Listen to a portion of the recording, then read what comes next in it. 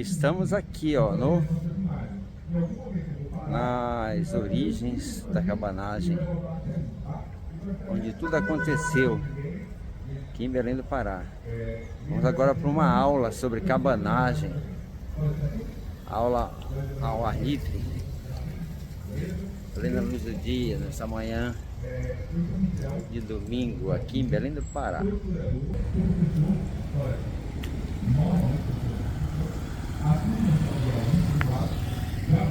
Está sendo dado as orientações de como é que vai se desenrolar aqui, ó, o evento.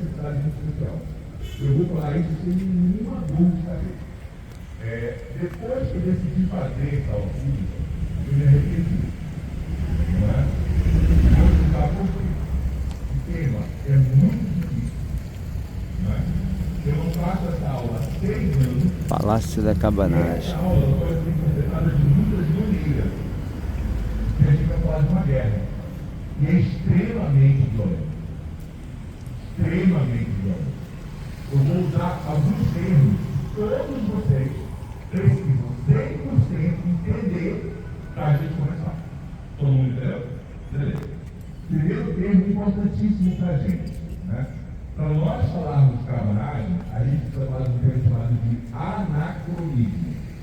O que é o anacronismo? Eu não posso julgar, analisar, ver os temas do passado com os olhos da mãe. E aí, isso é fundamental, isso vai passar 90% do meu nervosismo. Pessoal lá atrás, todo mundo entendeu o que é anacronismo? Nós não podemos analisar o passado cabano de 1835 com os olhos de 2023. As lutas eram outras, o momento histórico era outro, o pensamento era outro e o contexto social era outro. Todo mundo conseguiu entender? Eu estou muito nervoso. Eu dormi ontem meia-noite 40, fazendo resumo, voltando, estudando, para que essa aula desse minimamente certo, porque eu preciso de vocês. Ou seja, quem já veio em aula pública se levanta assim? Eu nunca pedi para vocês lembrarem as coisas. Já viram isso? Eu nunca pedi. Nessa eu estou pedindo, porque ela é a história pura mesmo, né? Tem uma relação com o patrimônio? Tem. Mas ela é a história pura. A gente vai falar da história do nosso povo, tá? E é justamente aí que eu queria começar a desmontar, para quem veio em aula pública, de uma forma muito diferente. Por exemplo, amanhã comemoramos 410 anos da ONU. Não é. Não é. Não é. Por quê? Porque essa marca é uma marca portuguesa. Essa região, ela já é habitada. Olha isso, mudanças fundamentais. Que aliás tinha 3 aldeias. E isso é incrível falar que era uma aldeia onde é a igreja do Carmo, uma aldeia Parauaçu, uma aldeia onde é o Corte do Presépio, uma aldeia Parauaçu, e uma aldeia onde é o Colégio Santo Antônio, que é uma aldeia Caeté. Todo mundo consegue entender? Mas nós olhamos para a história da cidade a partir da chegada de quem? E nós apagamos a história de quem? Dos indígenas. Todo mundo entendeu? Então, a primeira marca é essa. É esse apagamento que nós temos em relação à população indígena muito diversa na Amazônia. Né? Os Quilambás, os Urucus, os Caetés, os Tendé, o Anambé. Então você tem uma diversidade muito grande de povos indígenas da Amazônia. Segundo, a partir de mais ou menos final do século XVII, você tem a chegada muito intensamente de negros escravizados, negros e negras escravizadas de 2 regiões. Uma das regiões é do porto da Mina, São Jorge de Minas, eram reunidas diversas etnias, reuniam no porto da Mina e traz para Belém do Pará, e segundo a historiadora Marley Antônia, um outro porto, que é o porto de Cagel, reuniam os monjolos, os mandingas, né? Reuniam os outros para lá e traziam para Belém também. Então vocês já perceberam que essa aula começa diferente, porque habitualmente quando a gente fala de patrimônio e história nessa cidade, a gente fala de quem? Dos portugueses. E aí eu estou tentando dizer para vocês que essa cidade é muito plural e ela é constituída de modo muito conflitivo. Por que conflitivo? Porque a partir do século XVIII, você tem uma quantidade muito grande, né, de atividades econômicas no entorno de Belém, no Juiacará. Duas delas vão ser fundamentais. Primeiro, madeira, e a segunda, cana-de-açúcar. E aí, qual é a utilização da mão de obra que vai ser utilizada lá? Mão de obra escravizada ou mão de obra livre? Escravizada. E aí você é uma pessoa, gente. Você tem pai, você tem mãe, você tem irmão. Você está conseguindo entender o que eu estou falando? Você é uma pessoa. E de uma hora para outra te capturam, te trazem para um outro território, tu vais trabalhar 12, 14, 16 horas por dia, tu vais receber pouca comida, tu vai ser açoitado e humilhado. Não é assim você. Ódio. Alguém marcou exatamente onde eu vou chegar, que é perigosíssimo a aula de hoje. Que a aula de hoje é sobre ódio. Né? Ódio dessas classes que foram humilhadas, escravizadas, né? Sofridas, né? Espancadas, que durante séculos alimentaram o ódio. Seu Miguel, cadê ele? Está aqui. Desculpe, seu Miguel. Tá? Que alimentaram o ódio aos brancos. Se alimentaram. Fique tranquilo. Tá? Não estamos na cabanagem, seu Miguel. Fique tranquilo. Nós não estamos na cabanagem. Tá? Alimentaram o ódio aos brancos, porque esses brancos simbolizavam justamente toda essa exploração. Todo mundo conseguiu entender? Então esse processo, ele é muito forte na cabanagem. E aí vem um dado que é muito legal de falar. No final do século XIX e do século XX, aparece um padre. Ele era meio abilolado. Né? Ele tinha como característica insuflar essa população contra as ordens do Rio de Janeiro e de Portugal. Primeiro de Portugal e depois do Rio de Janeiro. O nome do padre? Batista Cunha. Esse padre, ele era um capeta. Irmão, ele fez muita onda durante o processo da adesão do Paraíba Tenente.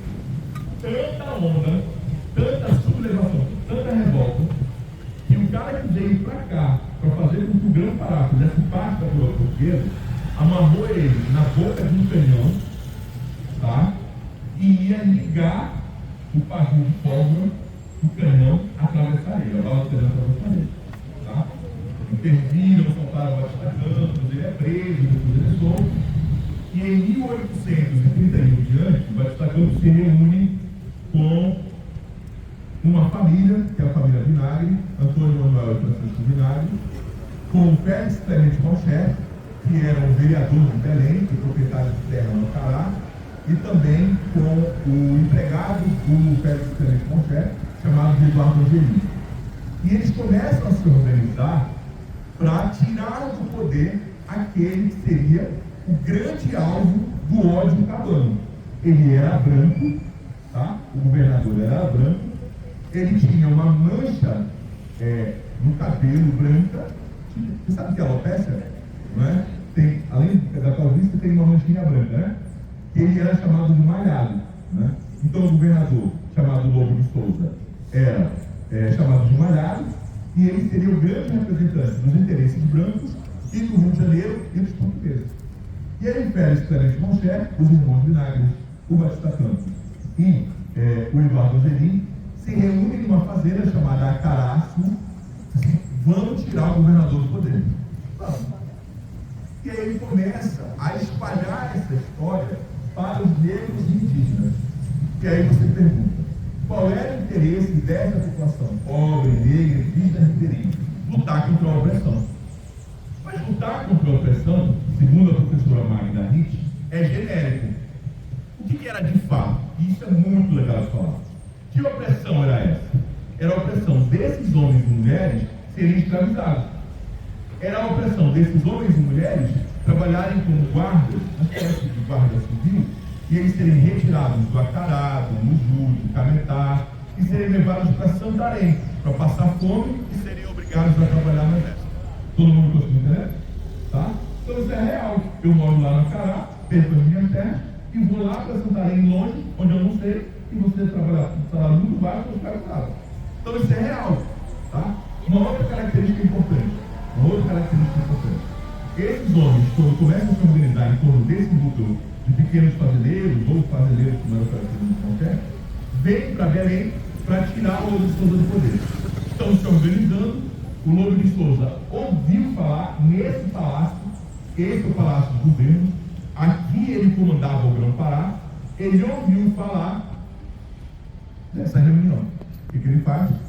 Pega um navio, leva o navio para Acaraçu, incendeia a fazenda do Félix Clemente Monteiro, prende o Batista Campos e mata o Manuel Vinagre. Vocês estão entendendo o que eu estou falando? Estão entendendo? Então, quer que eu repita? Quer? Vou repetir. Desculpa a empolgação. Tá? De uma maneira muito simples. Os cabanos e os líderes os cabanos e os líderes cabanos lá do Acaraçu queriam tirar o lobo. Foi. Quando eu viro para cá, vai, tá? Os cabanos e os líderes cabanos do Acará planejaram tirar do poder o Lobo de Souza, que era o governador. Lembrou agora? Eu estava dando muito detalhe, né? Desculpa, tá? E eles planejam tirar o Lobo de Souza. O Lobo de Souza ouviu falar disso, pega o navio e vai lá para o Acaraçu, prende o Félix Clemente Monteiro, traz para Belém. Mata o Manuel Vinagre, incendeia a fazenda do Félix Clemente Monteiro e o Batista Campos foge. Então, teoricamente, o movimento foi desarticulado. Todo mundo conseguiu entender? Só que não. Porque isso serviu para aumentar ou diminuir o ódio? Aumentar. E para piorar, no dia 31 de dezembro, o Batista Campos morre com gangrena no rosto. Ele foi fazer uma barba, gangrenou, né, uma ferida, e aí ele morreu. Então, o cara que representava os interesses cabanos acabou morrendo. E aí vem uma coisa que eu aprendi, está fazendo uma semana. Tá? Como é que os cabanos trocavam todas as informações? Como é que os cabanos se reuniam todos? Muito simples. Eles eram católicos.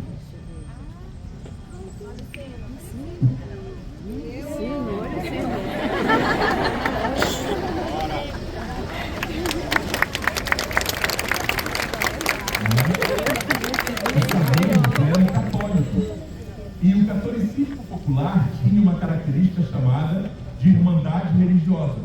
Parecido com você tem algumas paróquias. Você tem um santo e as pessoas se organizam em torno desse santo.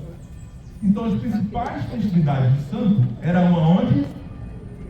Em Belém do Pará. E uma das festividades de santo era São Tomé, que era realizada em Belém, que era uma irmandade de pobres e negros. Então, entre a morte do Batista Campos e o dia 7 de janeiro de 1835, é o dia de São Tomé. Muita gente chegou em Belém. E o Lobo de Souza pensou que era para quê? Para a festividade de onde? São Tomé. Muita gente chegou. E ele não imaginou que era um projeto político para tirar ele da onde? Poder. E aí, às 2 horas da manhã, essa história é incrível. Às 2 horas da manhã, aqui do lado esquerdo, onde tem essa rua, um grupo de cabanos, comandados pelo Antônio Vinagre, rasga a rua, um barulho. E aí o comandante das armas sobe no telhado para ver o que estava acontecendo. Ele mete a cara para fora e recebe um tiro. Mataram o comandante das armas. De cara. Primeiro o movimento cabano mata o comandante das armas. Caiu e morreu. Puxa o corpo. E aí começa a gritar: morte ao malhado, morte ao malhado. Quem era o malhado? Como é o nome dele? E aonde os cabanos estavam? Aqui. Aqui onde nós estamos. Professor, bora começar a cabanar. Pelo amor de Deus. Tá? Pelo amor de Deus. Tá? Todos os líderes cabanos morreram, tá? Todos. Tá? E aí, morte ao malhado, morte ao malhado. Cadê o malhado? Tá aqui? Não. Tá no caso da dona da dona Amélia, a sua mãe.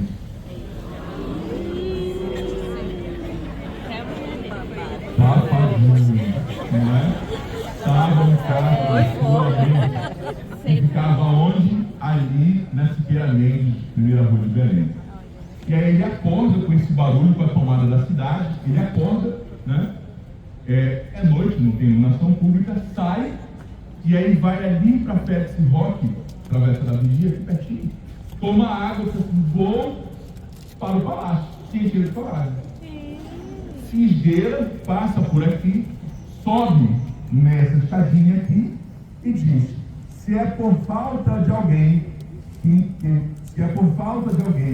que defenda os interesses do Grão-Pará, cá estou. E aí olharam para ele, é um olhado. Levou um tiro. E nós somos a única província em 510 anos da história desse país que matou um governador.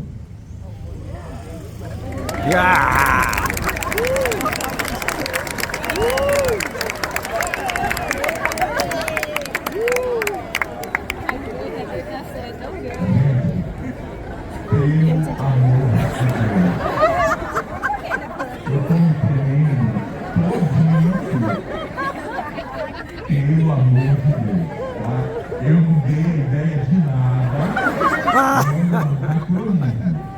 Beleza? E aí vem as contradições. E por isso que dar aula pública, fora da escola, fora da faculdade, fora da palestra, é muito bom, porque é muito livre, a gente está no espaço público. Mata o Louro de Souza, tá? E ele assume o Félix Clemente Moncher, que estava preso na Fortaleza da Barra, que era uma fortaleza que ficava na frente de Belém. Trazem ele assume. Quando o Félix Clemente Moncher assume, ele olha para os cabanos e diz mais ou menos assim: olha, nós já chegamos ao poder. Vamos para casa, tá? Baixem suas armas. Não persigam mais ninguém. Tá? E aí vem uma confusão.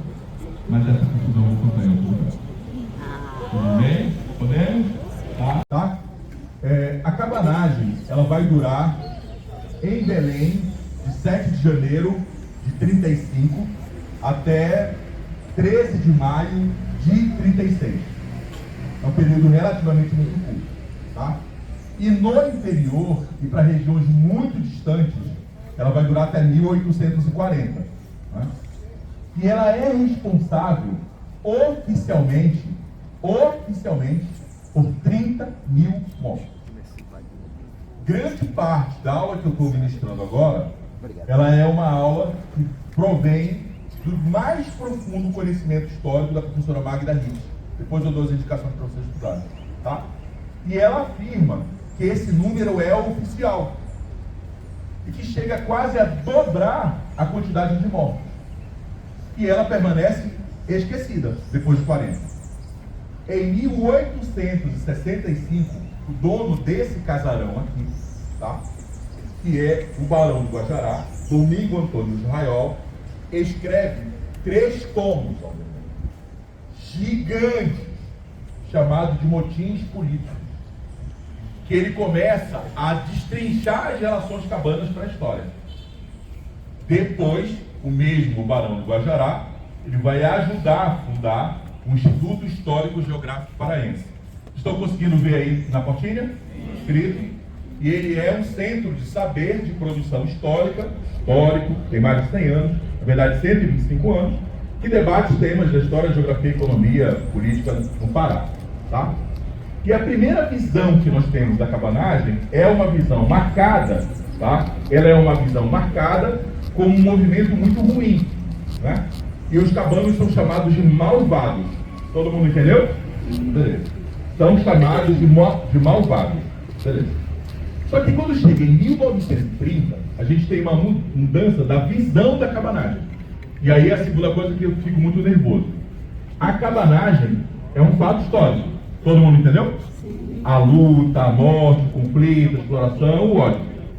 Como nós enxergamos a cabanagem com o tempo, muda. Todo mundo consegue entender? Todo mundo entendeu? Quando chega no início da década de 20, 30 para 40, a visão da cabanagem deixa de vê-los como malvados e passa a vê-los como heróis. Mas por que isso acontece? Por um motivo muito simples. Porque quem chegou ao poder em 30 foi um homem chamado de Magalhães Barata. E ele queria dizer que a revolução que ele comandou em Belém era parecida com a revolução de quem? Dos cabanos. Exato. Perfeito. Mas só deles. Perfeita colocação. O Magalhães Barata se apropria da imagem da cabanagem.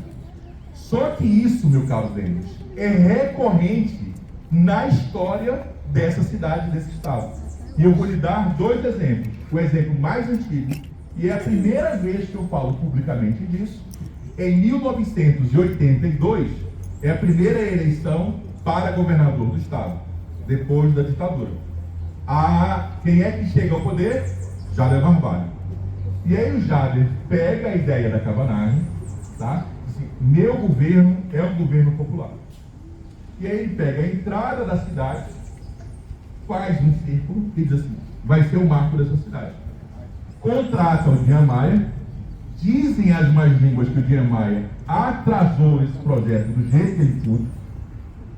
O Jader envia uma pessoa para o Rio de Janeiro, onde tinha um escritório, e o Niemeyer pega uma caneta e faz assim. Bom, tá? E aí o cara traz esse rabisco e fala, governador, é isso aqui, tá? E esse rabisco, todo mundo sabe o que eu estou falando? Todo mundo sabe o que é o monumento da cabanagem? Esse rabisco, que é assim, não é uma mão com o dedo cortado. Ele não aponta para como assim, tá? E grande parte do que vocês viram sobre isso não é verdade. Eles são as fases da cabanagem. O primeiro momento de ascensão é a luta em Belém. O segundo momento, onde tem um pedaço faltando, é a queda de Belém. Mas os cabanos fogem para onde? Para o interior e ao infinito, buscando seus direitos e liberdade. O monumento é muito poético. Tá? O monumento é muito poético. Todo mundo consegue entender? Então nós temos a primeira figura do Magalhães Barata, nós temos a figura de quem? De Jader Barbalho, e no final dos anos 80 para 90, 94 é isso? 96, né? Em 96, nós temos uma campanha para a Prefeitura de Belém, onde o então candidato Edmilson Rodrigues diz publicamente que ele era o candidato cabano. E aí começa a fazer uma série de incursões na cidade, utilizando um chapéu de palha. E aí vem a história interessante. Como a cabanagem ela é apropriada deles e ela é ressignificada, da onde vem o termo cabanagem? De duas coisas. Uma, óbvio, todos vocês conhecem, dos cabanos, aqueles que moram em cabanas, mas o chapéu de palha também era chamado de cabana. E ele simboliza quem? O homem pobre da Amazônia. E aí, por que isso é interessante? Porque a cabanagem não é só uma luta da população pobre. Ela é também uma luta de quem? De parte das elites econômicas que querem tirar do poder quem? As pessoas ligadas ao Rio de Janeiro, querem tirar do poder as pessoas ligadas a Portugal e aos brancos portugueses que aqui estavam. Todo mundo consegue entender? Então, ela é uma luta política, mas ela é também... Cadê o seu Miguel? Está ali. Seu Miguel, ela é uma luta política, mas ela é também uma luta étnica. Porque negros, indígenas, ribeiros, mulheres vão enxergar na cabanagem a possibilidade de quê? De mudar as suas vidas. Por isso que ela é tão apaixonante para esses homens. Por isso que esses cabanos vinham da onde? E aí é muito legal explicar isso, segundo o conhecimento da professora Magda Ritt. Os cabanos vinham do Muju, do Acará, Cametá, Médio Amazonas, Alto Amazonas, da Guiana Francesa. E eles arrebentaram essa cidade. Deixa eu só colocar uma situação que eu acho que para mim um dos impactos mais fortes desde quando eu comecei a estudar cabanagem na universidade. Porque os cabanos eram extremamente violentos. Eu vou falar aqui e depois não tem como a gente parar no Viro Peso porque está muito sol lá, tá? Quando o Lobo de Souza ele morre, tá? Quando ele morre na frente do palácio onde nós estávamos, os cabanos tomam Belém, os cabanos tomam toda a cidade, tomam o forte, tomam o trem de guerra, né? Começam a tirar as riquezas dos portugueses, começam a matar os brancos. E aí quando dá mais ou menos umas 7 horas da manhã, os cabanos voltam para frente do palácio, tá? E o Lobo de Souza está lá morto. E aí o que eles fazem? Eles amarram a mão do Lobo de Souza, que era o ex-governador, morto agora, tá? E eles arrastam o corpo do Lobo de Souza aqui pela Praça da Constituição, onde hoje é a Praça Dom Pedro II, tá? E nesse arrastar, os cabanos mais odiosos e mais revoltosos pegavam facões e facas e cravejavam no corpo, já sem vida. E o ódio. E aí eles pegam e colocam o corpo do Lobo de Souza na frente do Porto das Canoas. Onde é o Porto das Canoas? No Viro Peso. E ele fica lá, não é? E ele fica lá como um troféu cabano. Todo mundo consegue entender? E ele fica lá como um troféu cabano. E aí a cidade vira uma polvorosa. E aí o que acontece? Começa a perseguição de todos os brancos portugueses ou brancos brasileiros que ajudavam os portugueses. E aí destaca uma situação que também para mim é muito interessante falar. Vocês estão vendo a catedral, não estão? Tem uma rua do lado, não tem? Como é o nome da rua do lado da catedral? Qual? Doutor Moncher. Depois da Doutor Moncher tem a Doutor Assis e depois a Siqueira Mendes. Na Siqueira Mendes morava uma senhora chamada Dona Mariana. E a Dona Mariana era viúva de um português. Todo mundo entendeu? Beleza. E nesse mês de janeiro, ela já estava viúva, tinha 70 anos. Do lado da casa dela, ali na Siqueira Mendes, tinha um pilão e um corredorzinho que ela socava arroz, tá? E ela escondia portugueses lá para eles fugirem. Ela era branca, os portugueses eram brancos, ajudavam os portugueses. Só que um belo dia, mais ou menos mais 11 horas da noite, chegou um senhor lá e tocou a porta dela pedindo ajuda. Disse: ó, Mariana, me ajude, que vão me matar, os malvados vão me matar. Aí ele entra e se esconde, tá? No vãozinho lá. Disse: como é que eu vou tirar esse homem daqui? E aí ela teve uma ideia. Ela fechou a casa, veio na igreja e pegou uma bata de um padre. Porque os cabanos não matavam peixe, já que eles eram católicos. E ela vai, dá a bata para ele veste a bata, ele dá essa volta entre os cabanos, pega o navio e foge. E aí quando foi de manhã, os cabanos foram bater na casa dela. Arrombaram a casa: cadê o fulano? Cadê o fulano? Cadê o fulano? Não, não está aqui, não veio aqui. Aí um dos cabanos olha para a esquerda e vê o quê? As roupas. Ela deixou o flagrante, tá? Ela deixou as roupas. E aí o que os cabanos fazem? Eles vão lá, salvam. Aí os cabanos vêm, ela tinha 70 anos, tá? Carrega ela para fora de casa, puxa pelos cabelos, e quando chega na frente da igreja da Sé, aí vai fazer sentido pra caramba para vocês. Um homem chamado Dom Romualdo Coelho era o arcebispo. Aí ele olha para fora e vê os cabanos dando tapa, puxando cabelo, e aí ele grita: não matem, não matem, não matem ela. E aí os cabanos dão um tiro no peito e ela morreu. Tudo bem? Embora os cabanos sejam católicos, isso é muito claro, eles também não eram submissos à igreja. Vocês conseguiram entender? O movimento era mais forte que a própria igreja. Eu estava estudando ontem e descobri que, inclusive, quando os cabanos tomam Belém e começam a desconfiar que o Dom Romualdo Coelho e também Jerônimo Pimentel, que era cônego, acobertavam os brancos portugueses, eles vieram aqui conversar. Não, a gente não está fazendo isso, estou tranquilo. Mentira. Tá? Todo mundo entendeu? Havia um conflito. Só que havia um outro conflito, e essa é a primeira vez que eu falo publicamente sobre isso. Havia um outro conflito, que era contra os maçons. Brancos, portugueses e os maçons, ungidos. Por que os maçons? Porque os maçons tinham uma filosofia de serem anticlericais. E o que é anticlerical? Contra a igreja. E o Hugo de Souza era o quê? Branco, governador e maçom. Está explicado para vocês? Faz sentido para vocês? Faz. Entender qual o processo histórico, por que tinha tanto ódio. Beleza? Tranquilo?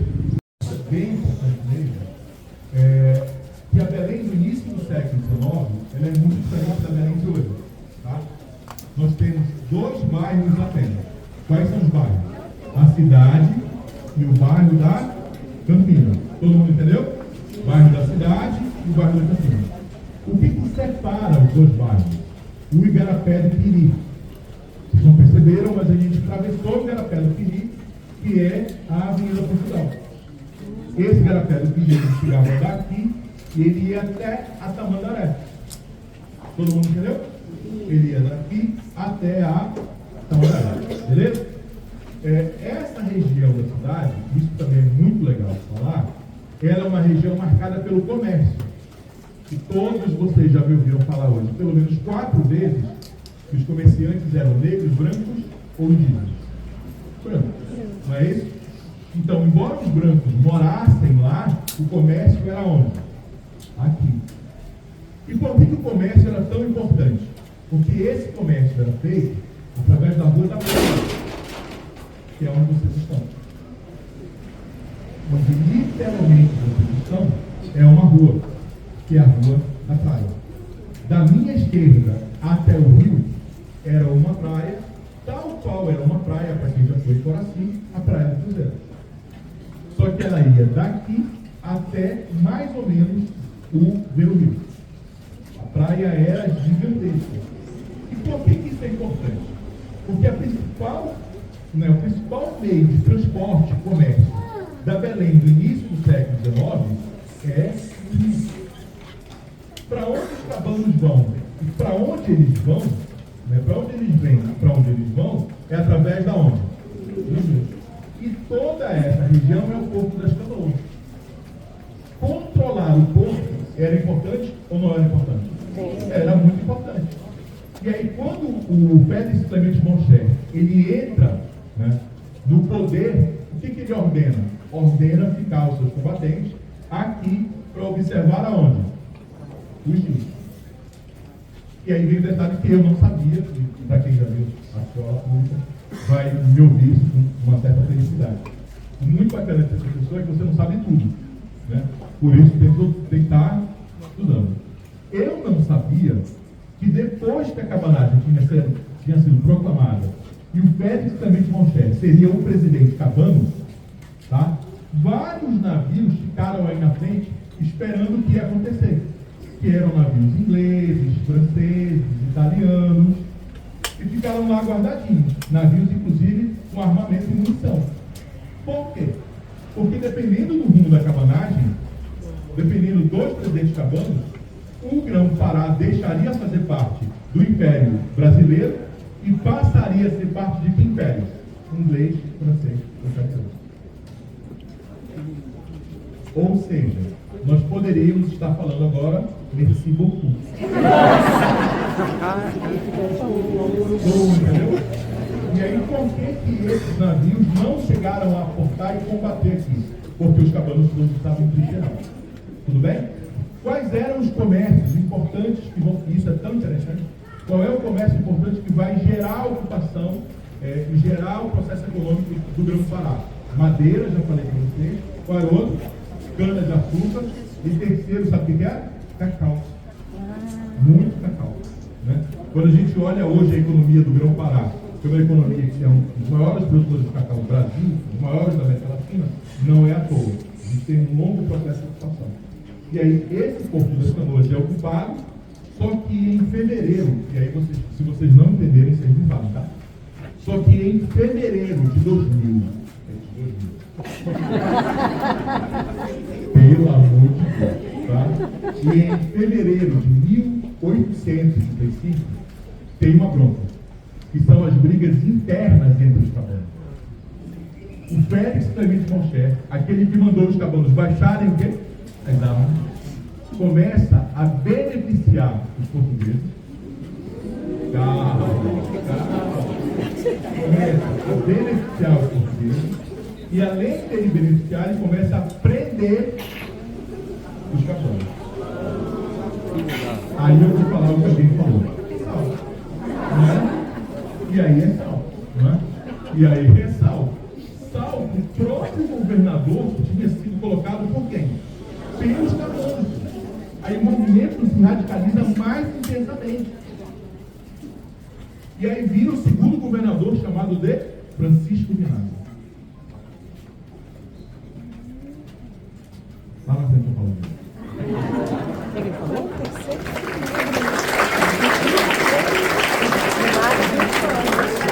Então, nós vamos fazer o seguinte.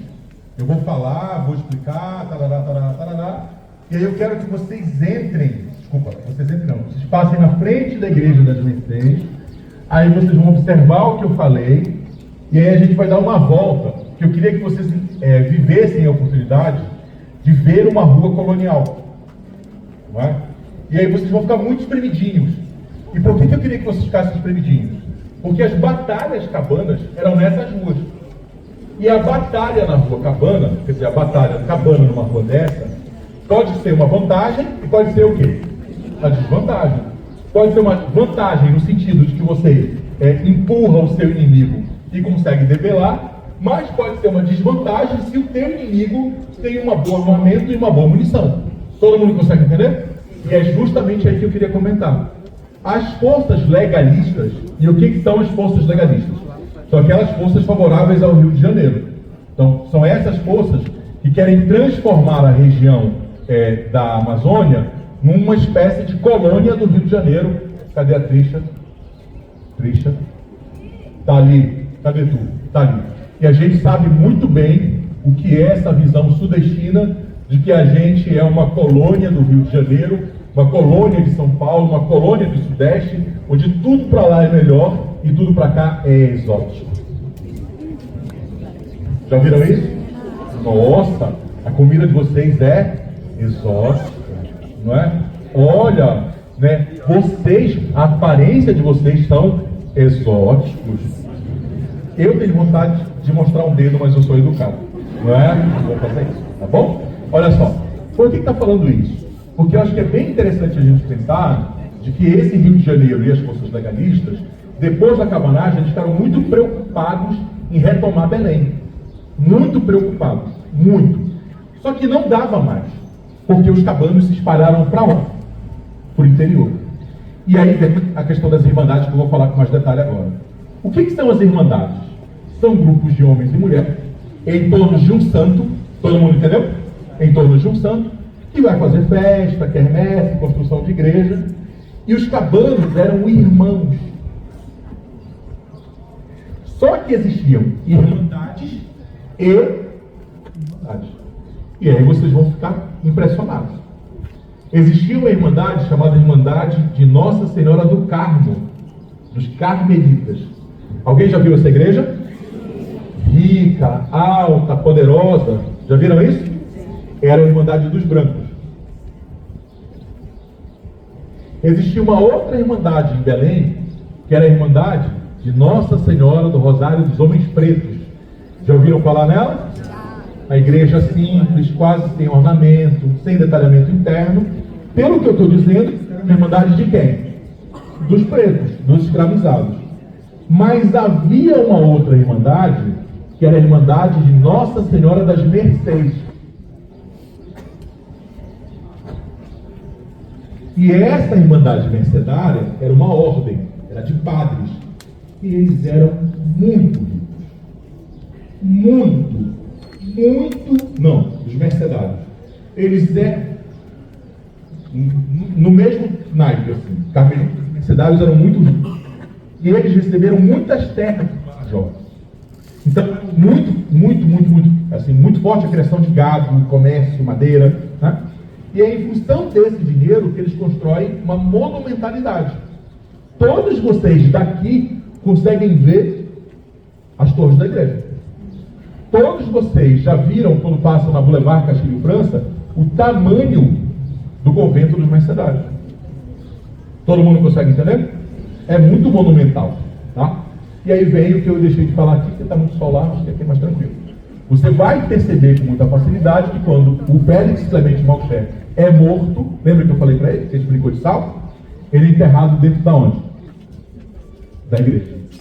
Aí alguém reclama: mas professor, por que ele é enterrado dentro da igreja? Porque as igrejas do século XVIII e XIX eram lugares de enterramento. Não existia o quê? Por isso os cabanos não invadem as, porque eles eram o quê? Oi?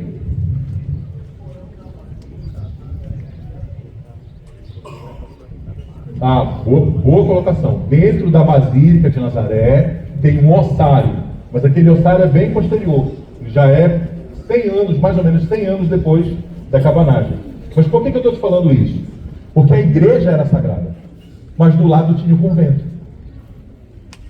E aí os portugueses, espertamente, vocês vão entender, perceberam que aquele convento é um quadrado com um adro no meio, né? Um pátio no meio. E aí eles transformaram o convento num trem de guerra, onde tinha duas coisas lá dentro. 3 coisas: arma, munição, pólvora e também me ajudem com a palavra que agora ela me fugiu, que é para derreter alguma coisa. Um fogo, uma fundição, uma forja para derreter metal para fazer munição. Ou seja, se os cabanos entrassem no trem de guerra, o que eles teriam? Munição e indústria para fazer munição para tomar o estado inteiro, meu irmão. E aí o que acontece? Agora eu vou me empolgar. O que acontece? Quando a cidade está cercada, o intendente, o regente, chamado de Padre Feijó, Dom Pedro II é pequenininho, tem 5 anos, não governa. Dom Pedro I foi embora para Portugal. Esse país está uma anarquia de vulcão, como que é o José Bonifácio, e aí está uma bagunça. O regente, chamado de Padre Feijó, escreve uma carta para a Inglaterra pedindo, pelo amor de Deus, para mandar um navio para Belém para armar os soldados. Para combater quem? Os cabanos. E aí, carta chega, navio estava aportado. Para combater quem? Os cabanos. E aí, carta chega, navio estava aportado no Caribe, navio chega cheio de armamento, cheio de munição. E ele vai parar em Salinas. E Salinas já era um reduto cabano. Ou seja, isso é genial, gente. Ou seja, essas armas inglesas que seriam para os legalistas para derrotar a cabanagem caíram na mão de quem? O que acontece? Salto. E aí salto, né? Tá? E aí alimentou todo esse processo, porque existem 2 cabanagens. Existe uma cabanagem, eu estou até nervoso. Existe uma cabanagem no litoral atlântico, Bragança, Tracoateu, Avixia, e existe uma cabanagem dos rios, o Cametá, Óbidos, Santarém, tá? Essa cabanagem daqui do Atlântico, cara, os cabanos dominaram tudo. Mas dos rios, essas armas não conseguiram chegar lá. Tem alguém de Cametá aqui? Opa, tá? Vai já brigar comigo, quer ver? Não brigue com o seu professor, por favor. Cametá é a chamada cidade invicta. Por que a cidade invicta? Porque é uma das poucas cidades brasileiras, poucas cidades paraenses, que não é derrotada por quem? Pelos cabanos. Não é derrotada. Eles não capitulam, eles não perdem para os cabanos. Cametá não é uma cidade cabana. Tá? Não é. E aí vem a sua pergunta. O que os cabanos fazem no entorno de Cametá todo? Saqueiam todo mundo. Ah, é branco? É português? Ouro. É branco? É português? Prata. É branco? É português? Joia. Dinheiro. E saqueiam tudo ao redor. E é tão forte esse processo que existe uma cidade cabana criada durante esse período, chamada de Ipu-Ipiranga, que é uma cidade cabana, literalmente uma cidade, que os cabanos se reuniram, que hoje é uma área quilombola. Então, eu estou há mais ou menos, sei lá quantos minutos, 1 hora falando, e vocês estão entendendo, tá? Eu estou mostrando para vocês que a cabanagem, ela não é simples, ela não é rápida, tá? E ela é extremamente complexa. Qual é o objetivo dessa aula? Que a gente entenda que a cabanagem não é só uma luta, né, do povo pelo poder. Ela é muito mais complexa que isso, né?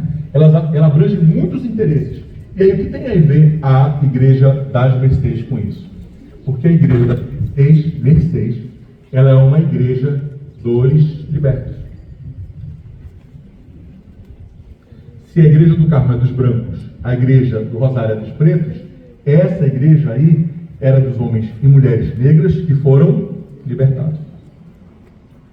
Então, é um ponto central para a cabanagem. Tudo bem? É um ponto central para a cabanagem. Então, tomar toda essa área é fundamental para os cabanos, porque assim, vou repetir, você controlaria as armas, a munição e a fábrica da munição.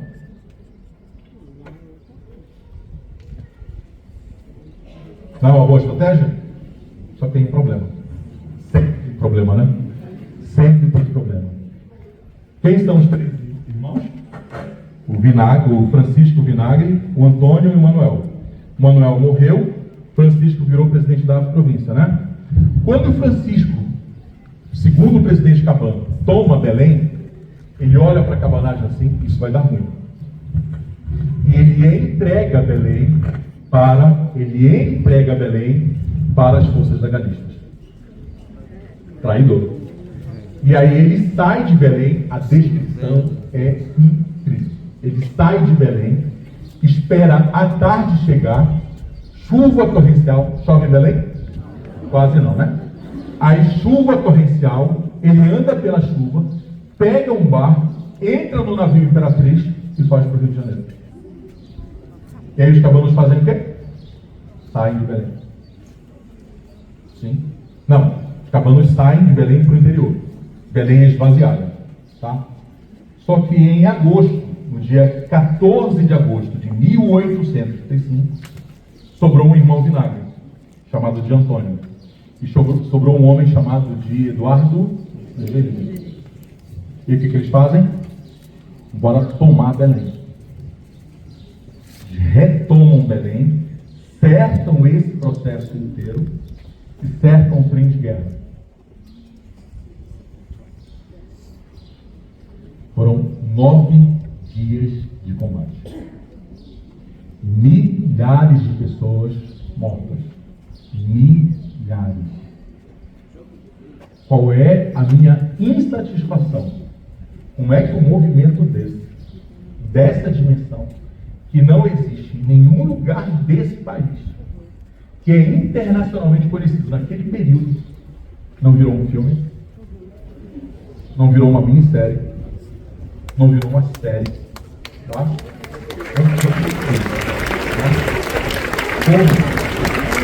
Porque são todos os ingredientes. É um vence, perde, bate, morre, e é um amante, tá? É tudo, velho. Está pronto. O roteiro está pronto, tá? E aí, durante 9 dias de combate, os legalistas... Vocês podem ficar na frente do convento um pouquinho comigo? Vocês estão vendo? Estão bom, cara. Eu queria mostrar onde aconteceu. Pode ser? Vamos lá. Bom, me permita, só pelo desejo de comunicar, te mostrar algumas características dessa igreja do ponto de vista patrimonial e arquitetônico. Tá? Nós falamos anteriormente que ela é uma igreja da monumentalidade. Como é que a gente entende a monumentalidade? Pela altura e pela largura. Tá? Por que essas igrejas elas eram tão altas e com as torres mais altas ainda? Porque elas precisavam ser observadas. E não necessariamente por aqueles que estavam na cidade, mas porque aqueles que chegavam da onde? Dos rios, do mar. Todo mundo entendeu? Então, chegava e precisava ver a igreja. E aí você chegava de longe, são vários os relatos. O Bates, Spitz, são muitos eles, que dizem que eles chegavam em Belém, eles conseguiam localizar Belém pela autoridade da igreja. Tá? Tem criança aqui? Opa, quantos anos? 10, 9. Mais alguma? Quanto? Tem um monte. Ah, mas é uma criança de 40 anos. Está fora de sala de aula. Tá? Beleza. Tá? Eu vou falar de forma figurada. Tudo bem? Para vocês entenderem. Normalmente, a mão de obra dessas igrejas, ela é uma mão de obra que ela naquele período chamado de mestiço, caboclo, que não é, já é o resultado do processo de casamento, de relacionamento entre brancos e indígenas, tá? Ou indígena ou negra. Então, quem constrói, quem coloca a mão na massa, não é necessariamente, né, os brancos. Os brancos só vão pagar, tá bom? E aqui, quando essa igreja e esse convento foram construídos, tem um livro chamado História da Sexualidade no Brasil, do Ronaldo Vancas. E ele diz uma coisa que, para mim, é muito impressionante. Né? Em 1763, os padres visitadores, e o que eram os padres visitadores? Eles eram padres que vinham para as 3 principais regiões do Nordeste e do Norte, Belém, Salvador. Eles vieram Belém, Recife e Salvador. Qual era o objetivo deles? Verificar, pensar e fiscalizar os desvios morais. Todo mundo entendeu? E aí eles tiveram uma conclusão. E das 3 cidades onde tinha mais desvio moral, adivinha onde era? Vários desvios. Vários. Tá? Um desses padres ficou na igreja da Sé, que era a Sé Episcopal, e recebeu a denúncia que uma mulher que tinha um marido que viajava para fazer comércio no interior, o marido vinha de 15 em 15, 20 em 20 dias. E quando o marido chegava, essa mulher, ela emitia uma série de sons altos, tá? Não vou fazer o som, tá? Beleza? Não vou fazer o som, tá bom? E essa gritaria e essa história é tão forte que ela é acusada de bruxaria. Faz todo sentido. Lembra da palavra anacronismo? Lembra? E por que é forte o anacronismo? Porque a regra marital naquele período é que as relações entre homens e mulheres devem ser relações surdas e mudas. Você não pode manifestar nenhum tipo de prazer, nem através dos olhos e nem através do som. Tá? E ela foi iniciada. Eu não sei o que aconteceu, mas ela foi iniciada. Mas aqui tem um caso mais complicado, que era o pároco dessa igreja que estava sendo construída, e ele tinha nessas 2 primeiras janelinhas, tá? Quando estava sendo construída, tinha essas 2 janelinhas, e ele ficava observando os trabalhadores, tá? E aí, o que ele fazia? No final da tarde, ele ofertava para alguns dos trabalhadores, alguns trabalhadores escravos, um jantar, uma ceia, né? Para que eles pudessem ir até o padre. E alguns desses trabalhadores, né, adormeciam. E os moradores do entorno viram. E aí o que eles fizeram? Denunciaram o padre. Tá? E essa denúncia ela é importante porque ela mostra o poder da igreja. Né? E esse poder da igreja é tão importante que esse padre, ele sai daqui, ele é condenado e ele vai viver sem ser padre e nenhum tipo de remuneração nas colônias portuguesas lá em Cabo Verde, Açores e Madeira. Todo mundo conseguiu entender? Então, qual é o objetivo de falar isso? Para vocês entenderem que havia muito controle. Isso é inegável. Mas todo mundo aceitava esse controle? Não. não só do ponto de vista político. Alguém me falou uma frase que é genial agora. Foi você, né? Tá? Eu sou católico, né? Mas a outra coisa é obedecer o padre, né?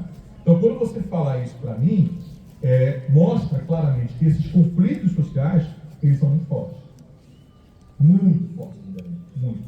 E eu acho que é muito interessante para falar com essa multidão aqui, porque senão a gente começa a achar que a história de Belém só é fofinha, não é? Olha o patrimônio, fofinho. Olha não sei o que, fofinho. E não é, gente.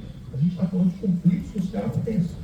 E esse conflito social, quando os cavalos chegam aqui no dia 14 de janeiro, o militar responsável pelo convento fechou todas as portas.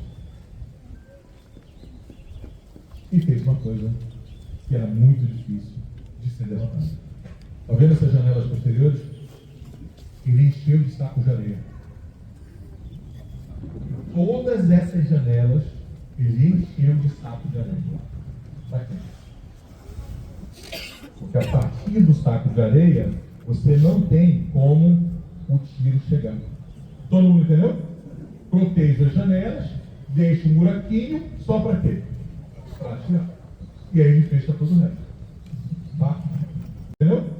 Proteja as janelas, deixa um buraquinho, só para quê? Para atirar. E aí ele fecha todo o resto. Tá? Eu acho que agora vai ser lindo. Tá? O que vai acontecer? O que vai acontecer em 9 dias de combate, um trem de guerra mais armado da Amazônia. E aí eu vou ficar muito emocionado, porque depois de 6 anos, e quase terminado, a gente vai entrar nos mercenários.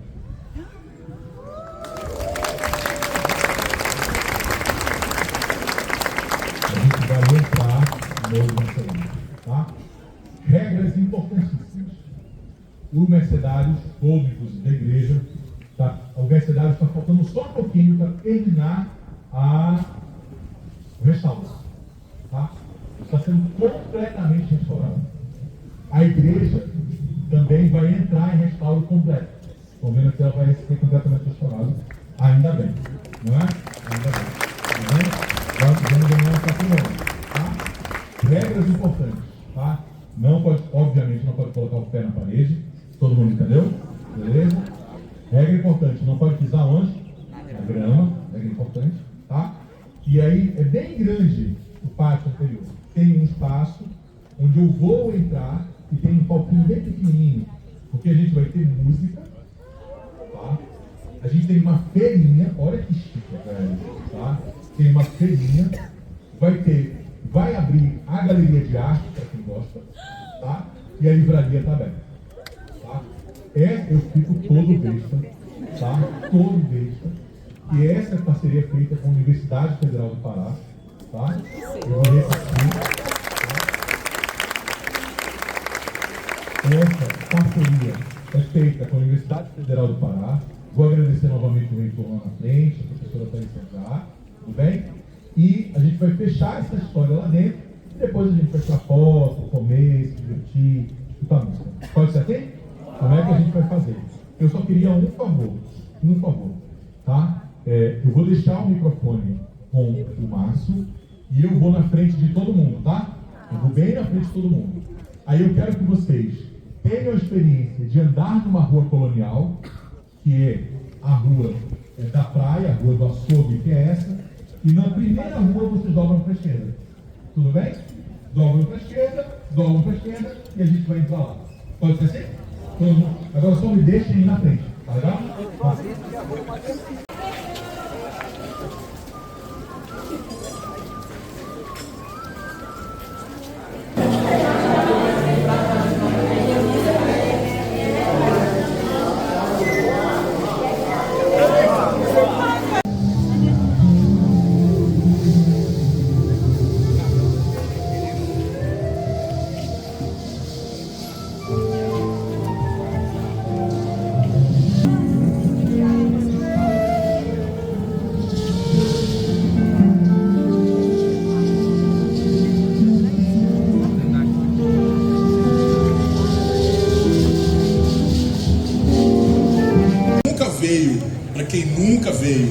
numa aula pública, elas têm uma característica que eu adoro, que é coisa de professor. Toca o horário 8h10, o professor começa a aula. 9 horas, terminou a aula. Para quem já veio, tá? Começou 8h15 pontualmente e vai terminar 10 horas pontualmente, tá? Então, eu primeiro preciso explicar algumas coisas para vocês que são muito importantes. Primeiro, fechar a nossa aula, né? 14 de agosto de 1875, batalha campal, muitas sacas de areia nas janelas do lado de lá. Todo mundo consegue entender? Beleza? Os cabanos tentando, de todas as maneiras, entrar nesse espaço, todo fechado. Só que o comandante das armas daqui teve uma ideia mirabolante para defender o trem de guerra. Olhem para trás. Tá vendo esse corredor que está lá atrás? Vocês entraram pelo um lado, não foi isso? Tem uma entrada do outro lado aqui. E naquele período tinha um portão, tinha uma escada, e entre os dois pisos tinha um pequeno açapão. E tinha um portão para cá. Todo mundo entendeu? Tem um portão, tá? Tem um outro portão, e nesse hall, nesse hobbyzinho aqui, nesse hallzinho, tem um alçapão do segundo piso para lá. Os cabanos conseguiram entrar no hall. E aí eles se aglomeraram. E aí força para entrar no segundo portão. Só que o comandante das armas tinha colocado dezenas de granadas em cima. E aí abre o alçapão e detona de granada para os cabanos aqui. E os cabanos não conseguem entrar nesse processo. 9 dias, como é que os soldados daqui se alimentavam? Eles deixavam uma porta muito bem vigiada e deixavam os comerciantes ao redor de prontidão para trazer arroz, frango, galinha e farinha. O cerco foi tão intenso que eles conseguiram reabastecer só 2 vezes. Entraram pelo aquele portão de lá, né? Lembra que a gente falou de Rua da Praia? Lá é praia, não é? Lá é rio, não é? Beleza. Tinha um navio aportado de bandeira francesa, que eles guardavam a munição ou ficavam, né, preocupados ou davam ajuda para os soldados se eles quisessem fugir. Então esse espaço ficou durante 9 dias sitiado para eles terem acesso a quê? Como a gente conversou. Acesso a quê? A munição, armamento e a forja para fazer munição. Só que no primeiro dia, eu guardei isso para cá, no primeiro dia de combate, morreu Antônio Vinagre. Então, morre o Félix Clemente Moncher, o Francisco Vinagre foge para o Rio de Janeiro, o Antônio Vinagre morreu aqui e o Manuel Vinagre morre no Acará. Restou só um, que era o Eduardo Angelino. E aqui ele faz uma proclamação. E o que é a proclamação? É um discurso. E nesse discurso ele diz: nós vamos vingar todas as pessoas que morreram. E eles não conseguiram tomar o trem de guerra. O trem de guerra não consegue ser derrotado. Os cabanos perdem essa batalha. Por que isso é importantíssimo?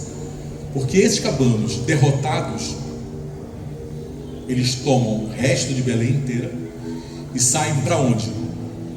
Para o interior. E aí a Amazônia, eu fico arrepiado aqui, a Amazônia vira uma Amazônia cabana. Toda a Amazônia. A cabanagem não é o movimento de Belém. A cabanagem não é o movimento do Pará. A cabanagem é o movimento da onde? Da Amazônia. Contra o quê? Os desmandos do Rio de Janeiro, do Sudeste. Muito obrigado.